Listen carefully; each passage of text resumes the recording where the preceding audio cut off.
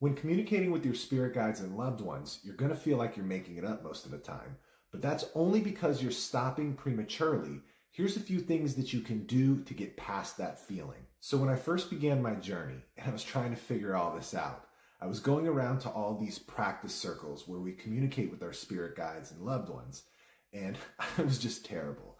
The way that we would do it, the format that it was in, is you would pair up with another person in the group, and then you would read their spirit guides or their loved ones. And every time I did that, I was just terrible. Nothing ever resonated with the person I was reading for, and I just felt awful, like I wasn't getting it until the day that I did. So I eventually reached this point of frustration where I was like, screw it, I'm just gonna go in there and throw this out there. Even if I feel like I'm making it up, I'm just gonna let anything fly that comes to me.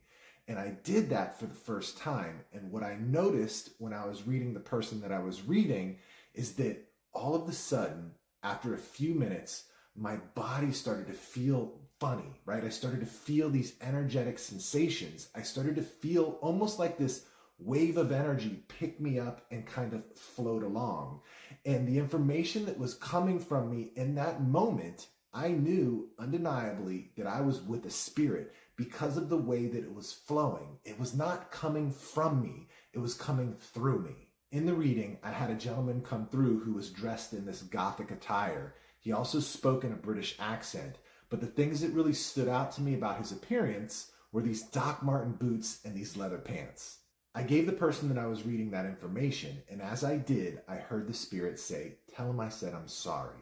I'm sorry for the falling out that we had. I really missed our connection, and I'm sorry that our friendship ended in that moment." As I'm giving this information, I'm getting absolutely no reaction from the person that I'm reading. So I think that I'm completely bombing, completely failing, except for this feeling that I have. That energetic sensation. I mean, my body was tingling all over the place. I felt this lightness in my chest, and the information was just flowing in a way that I knew it wasn't me. So I got a little nervous because of the lack of reaction from the person that I was reading. So I started to hurry up and rush the reading. And I asked the spirit, "How did you die?" And the spirit told me electrocution. And I was like, oh man, I just bombed this. There's no way this happened. Right then and there, my energy dropped. I got all in my head and I ended the reading. After the reading, I asked for feedback. And what they told me is they think that they brought through a friend of theirs, a childhood friend whom they had a falling out with in college, and they never spoke again. But the person I was reading for said they weren't sure if this person was alive or dead, but they were still in contact with the family, or they knew how to get a hold of them.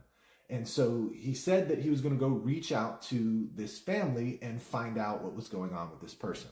Oh, and they did tell me that the black leather pants and Doc Martens were significant to this person. That's something they wore all the time.